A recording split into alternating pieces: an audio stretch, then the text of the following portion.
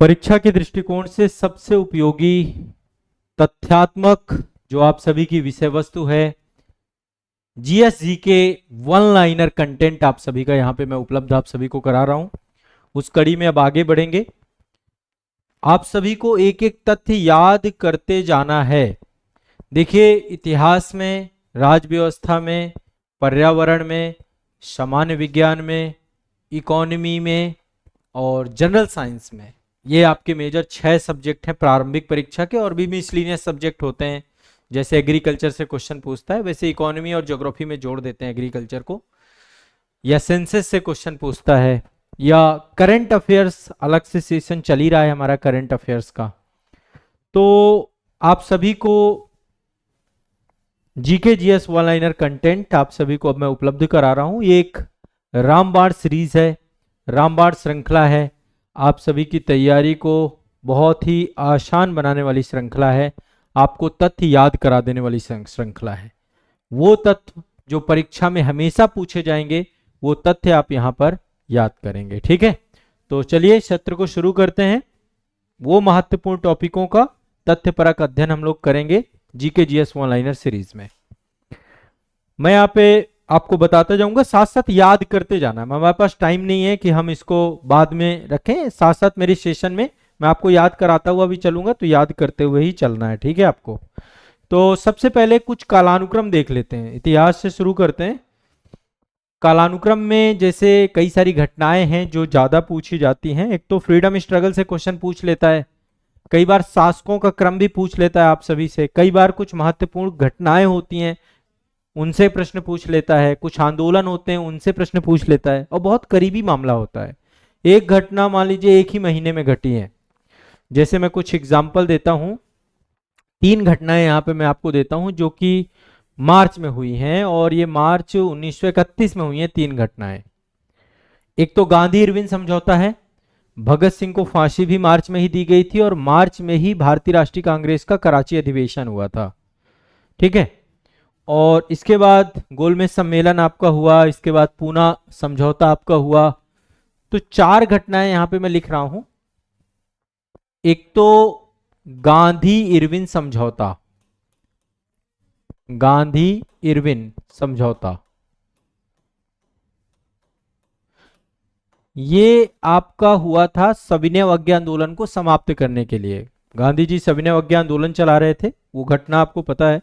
12 मार्च को जो है दांडी यात्रा प्रारंभ होती है, 24 दिन यात्रा चलती है, 6 अप्रैल 1930 को गांधी जी पहुंच जाते हैं। तो ये 12 मार्च और 6 अप्रैल की डेट भी याद रखना है। ये 1930 में, मतलब 6 अप्रैल 1930 से ही आपका आंदोलन प्रारंभ माना जाता है, सविनय अवज्ञा आंदोलन। गांधी जी के साथ काफी सारी संख्या में अनुयायी दांडी पहुंचे और वहां पे नमक बना करके। तो उसके बाद फिर गांधी इरविन समझौता हुआ सविनय अवज्ञा आंदोलन को लेकर, और इसकी एग्जैक्ट डेट आप याद रखिएगा 5 मार्च। ठीक है, 5 मार्च 1931, एक साल बाद, है ना, अप्रॉक्स 1 साल हो गया था सविनय अवज्ञा आंदोलन को।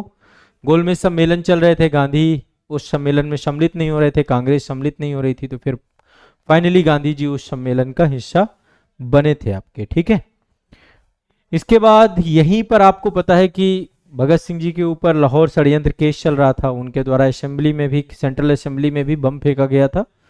तो भगत सिंह जी को फांसी भी इसी महीने में दी गई। गांधी इरविन समझौते में गांधी जी इस फांसी को रुकवा नहीं पाए। भगत सिंह जी को फांसी जो है 23 मार्च को हुई। भगत सिंह जी, सुखदेव और राजगुरु, फांसी। तो ये डेट बहुत करीबी डेट होती हैं, 23 मार्च को। ठीक है, आपको केवल 1931 याद रहेगा तो फिर एक कालानुक्रम गड़बड़ा दोगे। और तीसरी एक घटना है कराची अधिवेशन। अधिवेशन ये बाद में हुआ है इसके, भगत सिंह की फांसी के बाद ही कराची अधिवेशन 29 से लेकर के, मतलब ये 1931 में मार्च में ही, मार्च के महीने में हुआ है। 26 से लेकर 29 मार्च, 26 से 29 मार्च 1931, 29 मार्च को समाप्त हो गया था। तो एग्जैक्टली देखो, अब ये मार्च की 3 घटनाएं हैं। पूछ देगा आपको, यदि 1931 याद रहेगा आप नहीं कर पाओगे इसको किसी भी हालत में। इसके बाद ही द्वितीय गोलमेज सम्मेलन जिसमें गांधी सम्मिलित हुए, गोलमेज देखो मैं आपको महत्वपूर्ण टॉपिक पढ़ाऊंगा जहां से क्वेश्चन आते हैं, ये दिमाग में बैठा के रखिए। हम कालानुक्रम भी देखेंगे, हम सभी महत्वपूर्ण फैक्चुअल डेटा देखेंगे और तथ्य ही याद करने, क्लास में याद करते जाइए। 7 सितंबर 1931 को गांधी जी द्वितीय गोलमेज सम्मेलन पे पहुंचे और इसका परिणाम आगे चल के आपको पता है कम्युनल अवार्ड आया। फिर गांधी जी ने पूना समझौता किया था, पूना पैक्ट जिसे बोलते हैं, समझौता अंबेडकर साहब के साथ ही समझौता हुआ था पृथक निर्वाचक मंडल को लेकर के 24 सितंबर 1932 में। तो ये कुछ घटनाक्रम आप ये याद कर लो पहले तो, ठीक है, पहले तो ये याद कर लीजिए। प्रथम गोलमेज सम्मेलन 1930 में, द्वितीय गोलमेज सम्मेलन 1931 में, 7 सितंबर 1931 में, और तृतीय गोलमेज सम्मेलन 1932 में। फिर कम्युनल अवार्ड आया, पूना पैक्ट हुआ, ठीक है। पूना पैक्ट आपका अंबेडकर साहब और गांधी जी के बीच में हुआ था, तो ये डेट आपको याद रखनी चाहिए। जो जो बताता जाऊं याद रखते जाओ, ठीक है। क्लियर है, स्पष्ट है, कोई दिक्कत तो नहीं है। साइमन कमीशन की रिपोर्ट पे चर्चा को लेकर के ही गोलमेज सम्मेलन बुलाया गया था। बाद में 1935 का अधिनियम भी बनता है आपका, लंदन में आयोजित हुए थे सारे के, ठीक है। एक तो ये दिमाग में बैठा लो और कुछ डेटे देखते हैं। गांधी जी से क्वेश्चन पूछता है, देखो गांधी जी के जीवन में यदि राजनीतिक घटनाओं की बात करें तो पहले तो चंपारण हुआ। चंपारण पहला प्रयोग था, चंपारण सत्याग्रह, एग्जैक्टली आपको पता है 1917 में घटना घटी थी गांधी जी के जीवन में। उसके बाद 2018 वो माफ करिएगा 1918 में दो घटनाएं घटी और ये दोनों ही फरवरी मार्च के महीने में घटी। एक तो पहला आंदोलन तो ये था आपका चंपारण, दूसरा आपका था अहमदाबाद में मील सत्याग्रह हुआ। अहमदाबाद में मील हड़ताल, ये आपकी घटना पहले हुई थी खेड़ा से। ये फरवरी मार्च 1918 की घटना है, फरवरी लास्ट में, मार्च 1918, ठीक है। इसके बाद तीसरे नंबर पे गांधी जी के जीवन में खेड़ा सत्याग्रह हुआ। खेड़ा सत्याग्रह, खेड़ा सत्याग्रह कब हुआ आपका? 22 मार्च 1918 में, 22 मार्च 1918 में खेड़ा सत्याग्रह हुआ। इसके बाद आपका असहयोग आंदोलन हुआ 1920 चौथे नंबर पे है असहयोग आंदोलन, अगस्त में चालू होता है, अगस्त 1920 से लेकर के फरवरी 1922 तक चौरा चौरी होता है। 22 फरवरी को असहयोग आंदोलन वापस हो जाता है। तो ये चार आंदोलन से भी क्वेश्चन क्रम पूछ देता है, चंपारण, अहमदाबाद, खेड़ा, असहयोग, ये रफली आपको दिमाग में बैठ के रखना है। गांधी जी एक बहुत ही महत्वपूर्ण पुस्तक है unto the last, unto the last, unto the last जो पुस्तक है ये गांधी जी की पुस्तक है आपकी, ठीक है। और गांधी जी इस पुस्तक से बहुत मतलब जो है एक तरीके से प्रभावित हुए। ये पुस्तक है रस्किन की पुस्तक,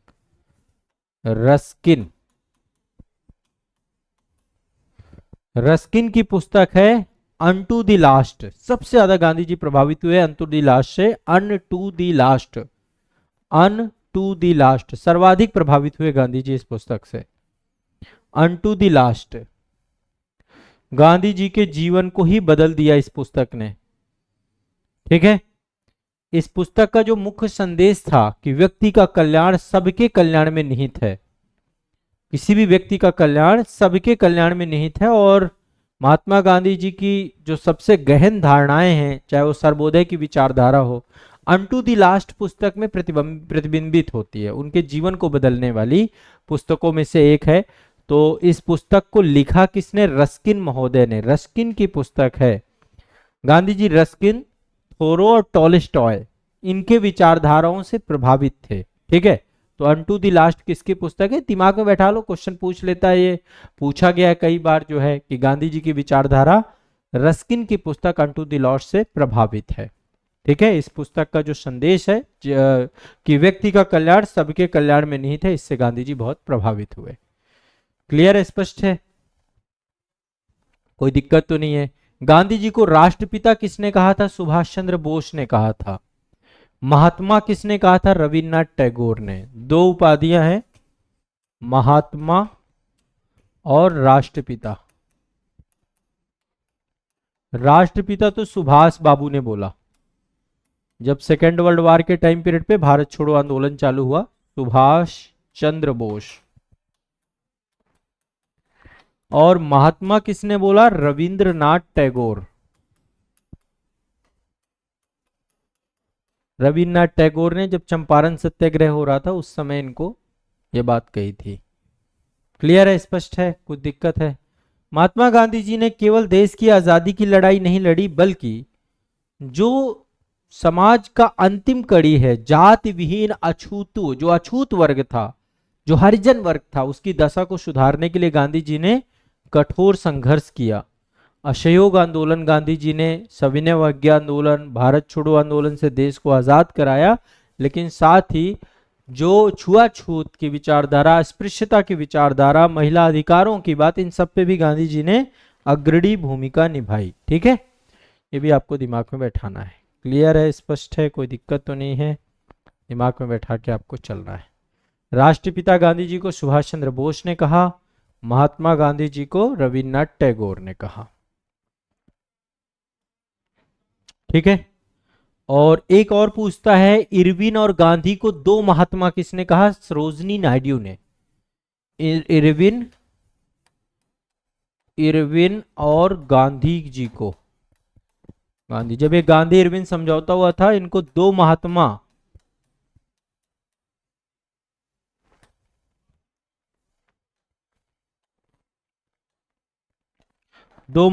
किसने कहा? सरोजनी नायडू।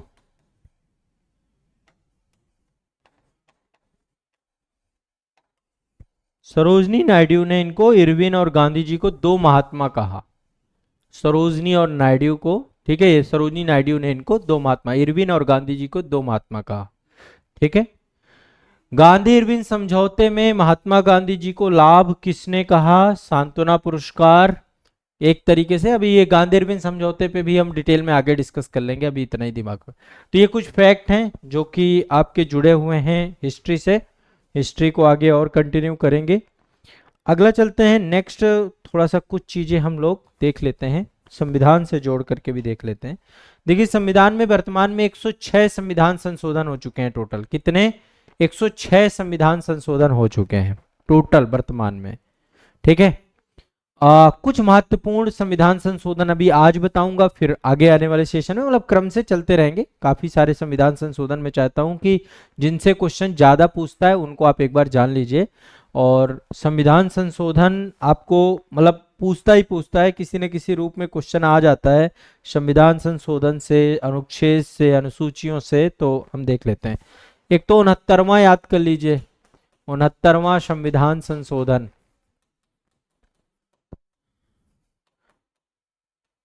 69वां संविधान संशोधन जो था, दिल्ली को राष्ट्रीय राजधानी का दर्जा देने को लेकर के था।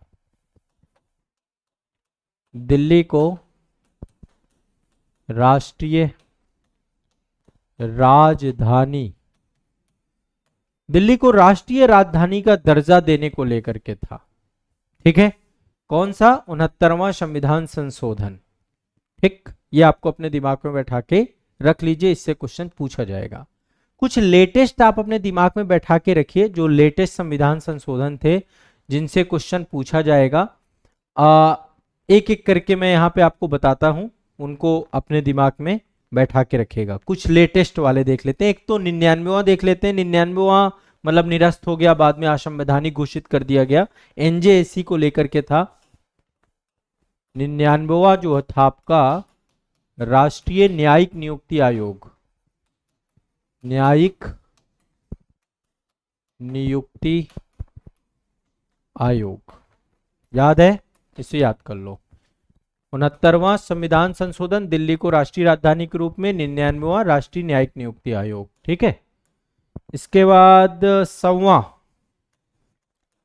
सौवा जो था आपका, ये भारत बांग्लादेश के बीच में लैंड बॉर्डर एग्रीमेंट था आपका, भूमि हस्तांतरण को लेकर के ये एक समझौता था, तो भारत बांग्लादेश के बीच में ये हुआ।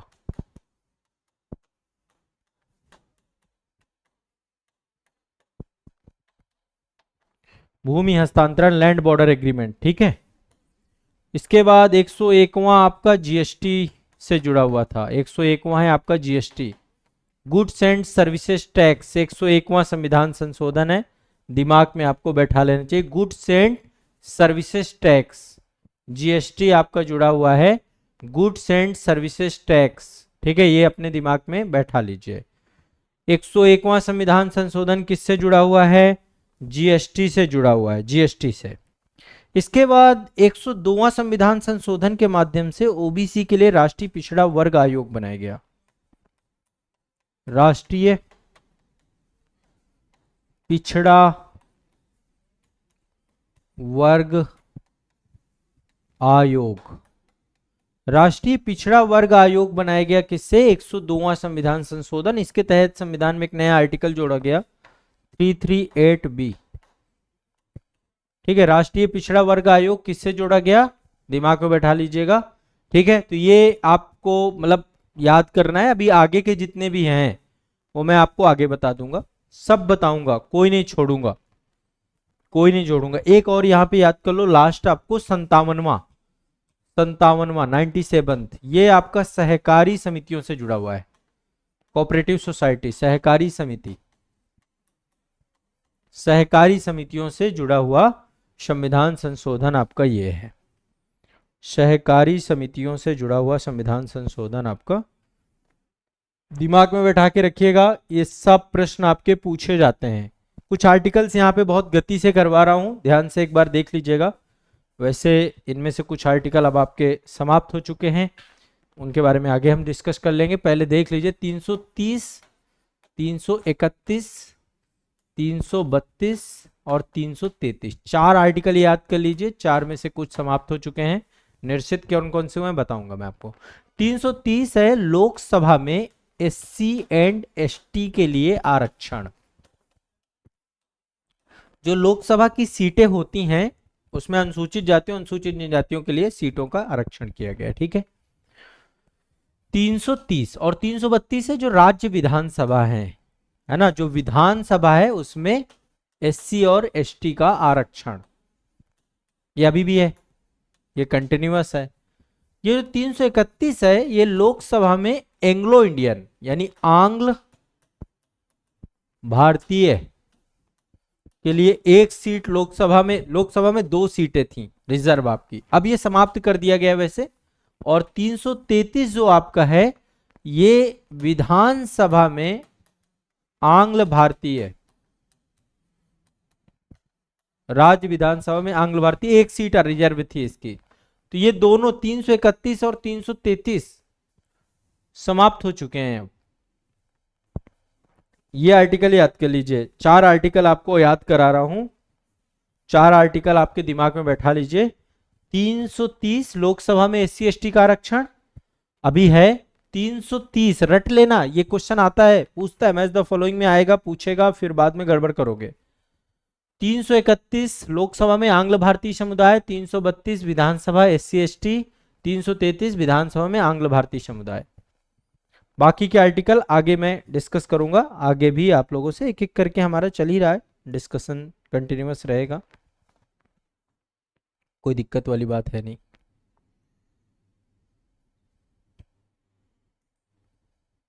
ठीक है, अब एक चीज जो मैं चाह रहा हूं कि ज्योग्राफी में थोड़ा सा आपको बताऊं, अब ज्योग्राफी पे चलते हैं। एक क्वेश्चन पूछता है, विश्व के बहुत सारे शहर पूछ लेता है और पूछता है कि ये शहर किस इंडस्ट्री से जुड़ा हुआ है। हर शहर का एक इंडस्ट्रियल जो है वहां पे उत्पाद बनता है, औद्योगिक उत्पाद बनता है, तो यहाँ पे हम कुछ शहर देखेंगे, विश्व के शहर, मैच द फॉलोइंग भी आ जाता है, इंपॉर्टेंट टॉपिक है ये, विश्व के शहर और वहां पे उद्योग, एक एक करके, ज्यादा नहीं, कुछ महत्वपूर्ण देखेंगे, ठीक है, जितने इंपॉर्टेंट हैं।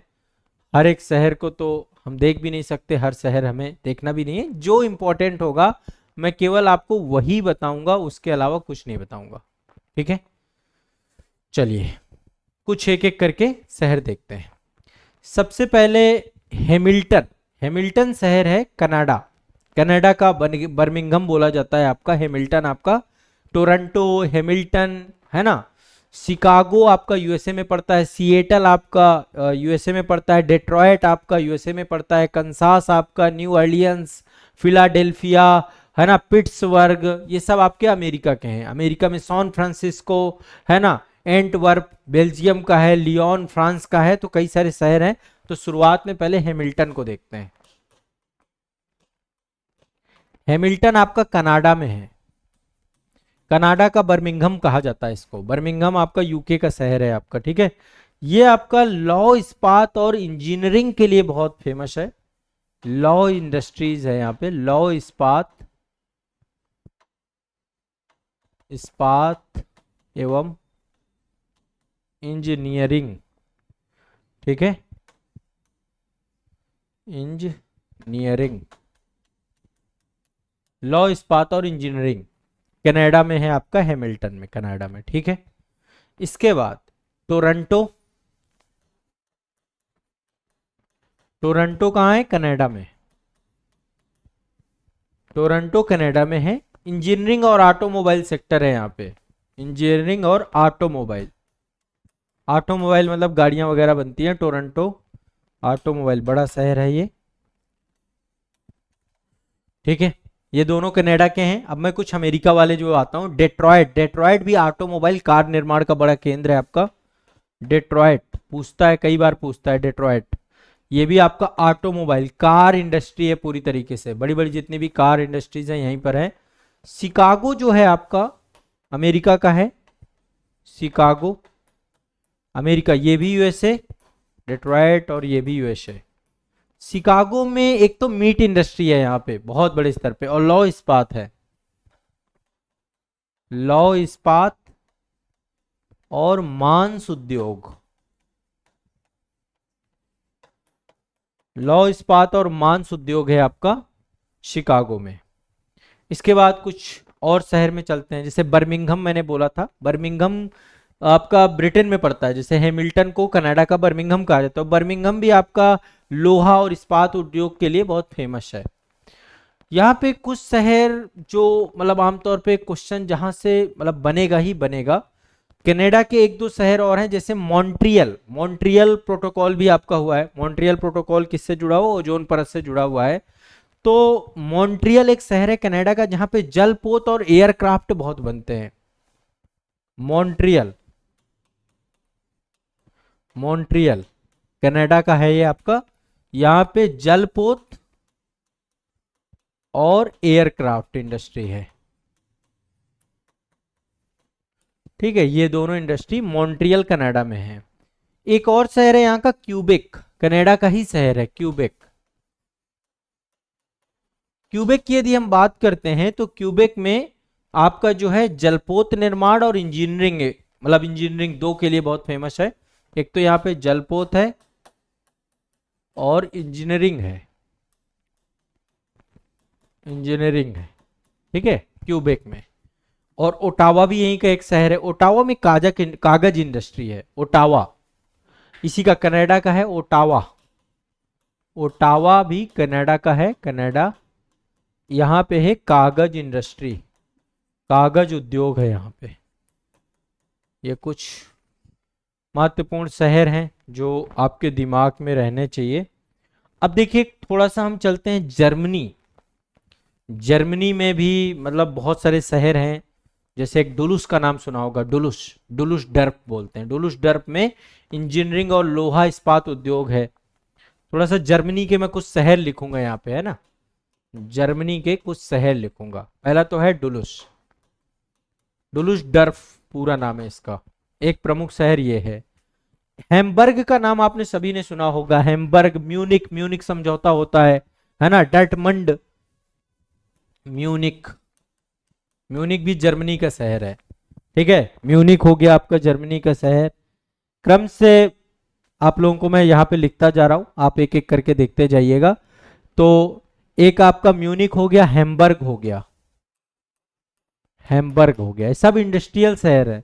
जर्मन कारें आप लोगों ने ऑडी, बीएमडब्ल्यू, ये बड़ी बड़ी कारों के नाम आपने सुने हैं ना, सब ये बड़े बड़े शहर हैं यहाँ पे।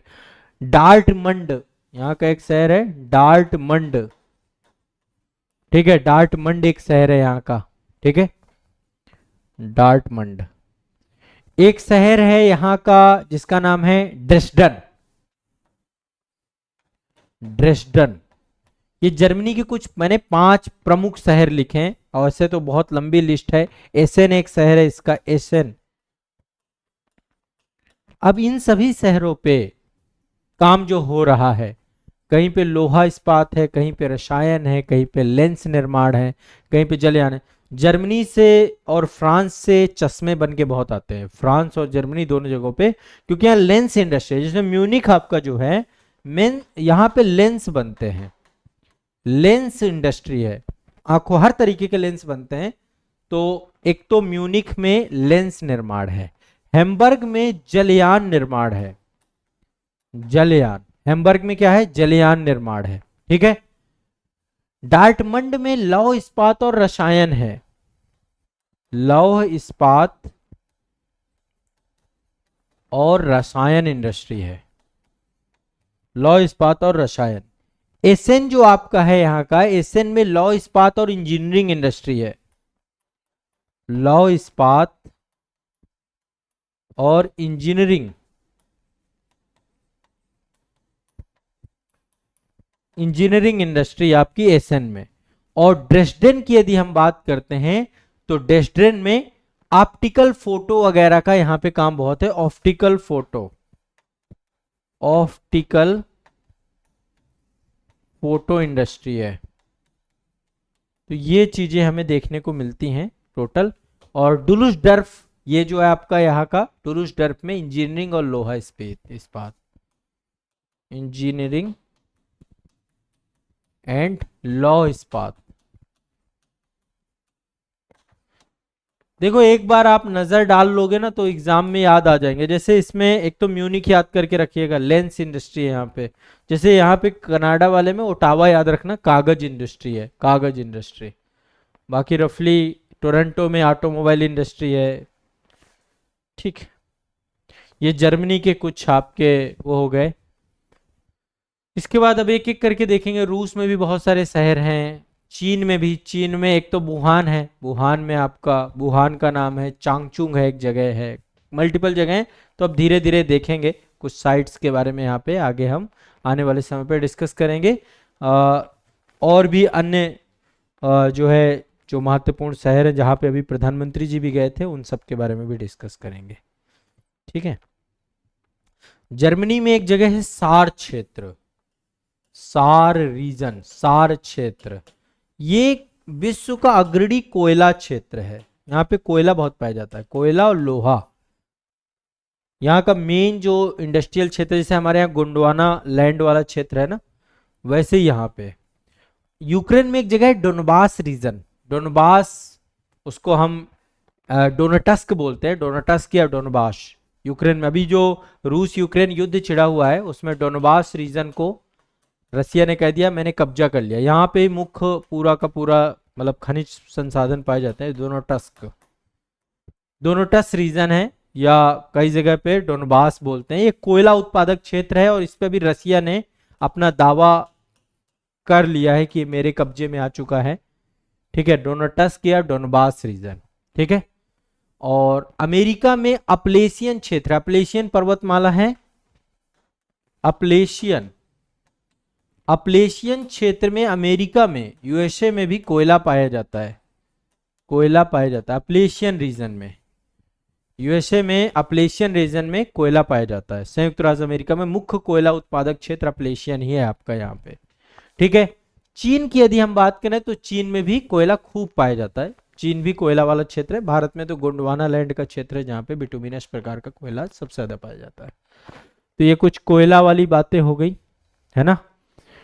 कोयला परतदारों चट्टानों में पाया जाता है और एक तरीके की औषधि चट्टानें जो आपकी होती हैं। तो डोनेटस्क यूक्रेन का है, रूस में एक जगह है कुजनटस्क, कुजनटस्क में रूस में भी कोयला साइबेरियन क्षेत्र में पाया जाता है। यूके में लंकासायर क्षेत्र है, लंकासायर। अमेरिका में वो यूके में लंकासायर क्षेत्र है आपका, लंकासायर यूके, यहां पर भी कोयला पाया जाता है लंकासायर में। तार प्रदेश आपका जर्मनी का है, यही है। तो कोयले के भंडार में संसार का अग्रणी है। नंबर 1 में कोयला, सबसे ज्यादा कोयला है रूस के पास, रूस के बाद दूसरे नंबर पे है अमेरिका के पास, है ना। रसिया नंबर 1 है, सबसे ज्यादा कोयला रूस के पास है। जर्मनी में एक रूर बेसिन क्षेत्र है, जैसे सार प्रदेश में कोयला है वैसे जर्मनी में रूर बेसिन क्षेत्र है जहां पे लोहा भी पाया जाता है, वो एक इंडस्ट्रियल क्षेत्र है इसका, है ना।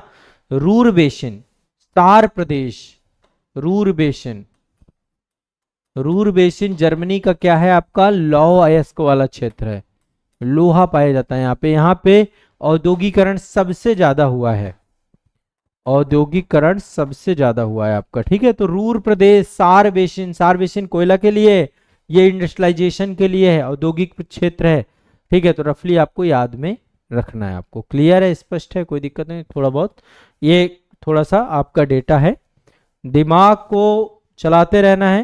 क्वेश्चंस सारे के सारे परीक्षा उपयोगी प्रश्न हैं जो मैं आपसे पूछ रहा हूं और पूछूंगा, ठीक है। हमारे जो भी डिस्कशन यहाँ पे हो रहे हैं ये सब परीक्षा उपयोगी है।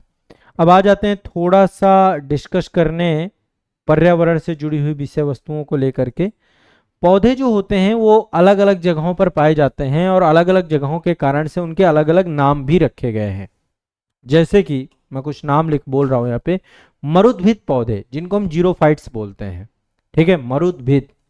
पर्यावरण की बात कर रहे हैं अब हम, ये क्वेश्चन आते हैं इसलिए मैं आपको ये भी लेकर के चल रहा हूं, मरुद्भिद, ठीक है। मरुद्भिद पौधे जो आपके हैं, ये मरुद्भिद पौधे जो आपके हैं ये पाए जाते हैं शुष्क स्थानों पर, मरुस्थल पे, शुष्क या मरुस्थलीय पौधे, मरुस्थल में पौधे जो पाए जाते हैं। कई जगह पे इसके लिए शब्द जो मिलता है वो मिलता है जीरोफाइट, जीरोफाइट्स मरुद्भिद पौधों को बोलते हैं। शुष्क आवासों में, मरुभूमि में पाए जाने वाले पौधे आमतौर पे कटीले होते हैं, कांटे बना लेते हैं, है ना। पानी की कमी होती है तो वाष्पीकरण से बचने के लिए पत्तियों को कांटों में तब्दील कर लेते हैं, है ना। जड़ें थोड़ा सा काफी गहरी होती हैं क्योंकि पानी की तलाश में नीचे जाती रहती हैं। दूसरे होते हैं समोद्भिद, जिसको हम मीसोफाइट्स बोलते हैं, मीसोफाइट्स, समोद्भिद,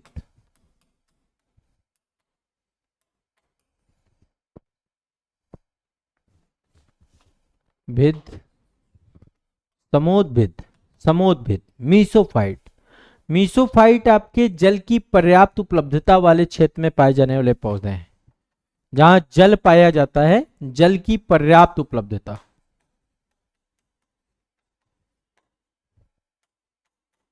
जहां जल नहीं है, मरुभूमि है, उनको जीरोफाइट कहते हैं। जहां पे जल है उसे हम समोद्भिद कहते हैं, मीसोफाइट्स कहते हैं। क्वेश्चन पूछता है कुछ अम्लीय मृदा में पाए जाते हैं जिनको हम ऑक्सिलोफाइट बोलते हैं। अम्लीय मिट्टी में, अम्लीय मृदा में पाए जाने वाले पौधों को क्या बोला जाता है, ऑक्सिलोफाइट, OXYLOPHYTES,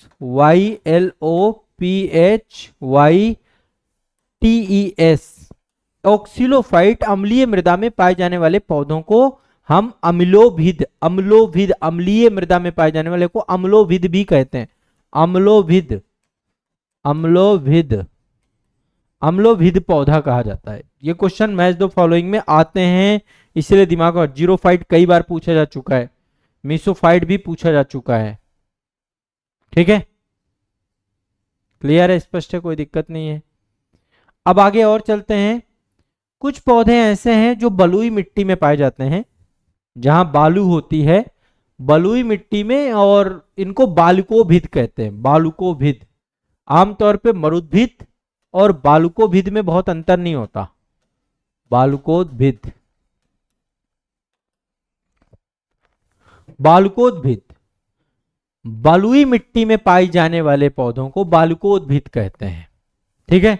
एक होते हैं लवणोद्भिद, लवणीय पानी में, खारे पानी में, झीलों में, समुद्री जल में लवण युक्त मृदा में पाए जाने वालों को लवणोद्भिद कहते हैं। लवणोद्भिद,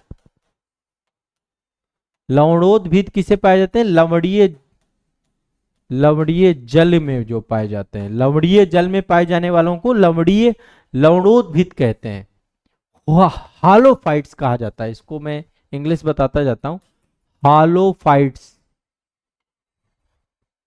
हालोफाइट्स बोलते हैं लवणोद्भिद में, लवणीय जल में पाए जाने वाले पौधे, जैसे मैंग्रोव वन वगैरह होते हैं आपके। कुछ होते हैं शैलोद्भिद, जो चट्टानों में, शिलाखंडों में, पथरीली भूमि में, ये खासकर जो मध्य प्रदेश वाला क्षेत्र है ना, यहां पर पाए जाते हैं शैलोद्भिद, है ना। इनको बोलते हैं लिथोफाइट्स। लिथोफाइट्स चट्टानों में, शिलाखंडों में, पथरीली भूमि पे पाए जाते हैं शैलोद्भिद, लिथोफाइट्स। कुछ होते हैं जो ठंडियों में पाए जाते हैं, बहुत कम तापमान पे पाए जाते हैं, जिसको हम शीतोद्भिद कहते हैं। शीतोद्भिद, शीतोद्भिद ठंड स्थानों में पाए जाने वाले पौधे, शीतोद्भिद निम्न तापक्रम में पाए जाने वाले पौधे। कुछ होते हैं अधिपादप, दूसरे पादप शरीरों पर अपना जीवन यापन करने वाले पौधों को अधिपादप या इपीफाइट्स कहा जाता है। तो दो और आप लिख लीजिए, एक तो अधिपादप, अधिपादप हम इसको बोलते हैं इपीफाइट्स। इपीफाइट्स जो दूसरे पादप शरीरों के साथ जीवन यापन करते हैं, जो एक तरीके से सहजीवी पौधे होते हैं ना, सहजीवी, सहजीविता का जो संदर्भ दिखाते हैं, इसको हम आगे आने वाले सेशंस में डिस्कस कर लेंगे। कुछ शीतोद्भिद होते हैं, शीतोद निम्न तापक्रम पे पाए जाने वाले पौधे, जो निम्न तापक्रम मतलब ठंडियों में जो पाए जाएं, ठंडे स्थानों पे पाए जाएं, तो उनको शीतोद्भिद कहा जाता है, शीतोद्भिद कहा जाता है। इंग्लिश में हम बोलते हैं इनको, ठीक है, चार्कोफाइट्स कहा जाता है, चार्कोफाइट्स, ठीक है, शीतोद्भिद। और शैलोद्भिद आपका लिथोफाइट्स कहते हैं। लवणोद्भिद होलोफाइट्स, हेलोफाइट्स कहा जाता है। बालकोभिद को इसको शामोफाइट्स कहा जाता है, बालकोभिद को सामोफाइट्स। अम्लोभिद को ऑक्सिलोफाइट्स कहा जाता है।